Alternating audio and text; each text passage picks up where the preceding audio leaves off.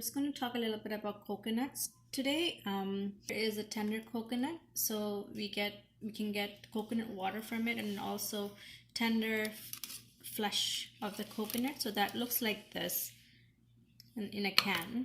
So it says over here coconut meat. This is a little bit more softer than the regular coconut, and we get the coconut water from here. And also this is a mature coconut. This also has water in it. When you shake it, you can hear it. So that's a good coconut. If it doesn't have water, it means something is not right in it. When you dry the coconut, it comes to this shape and size. So you take it out of the shell and then it's dried in the sun, and then we take it into pieces and put it into curries. This is dried version of it, and we also can get the fresh version of it, and it looks like this. We get to buy this in the freezer section on the store. We can grate the coconut, and we have the fresh version of the grated coconut and the dry version of the coconut that is grated. The other things that we have from coconut is coconut milk powder and coconut milk. So that's two different things.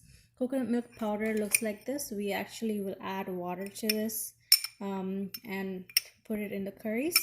And this coconut milk is a little different because it has the cream on the top and water at the bottom.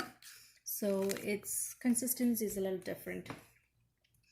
We also have cream coconut, which looks like this. This is much of a sweeter version of it, so they do add sweeteners and stuff in there to make it sweet. Then this is the product of a coconut, which is coconut oil. We use this for cooking things, and it's preferably the healthier version of the oils that we have. And so this is a variety of things that we get from coconut, and hope you got something from the session.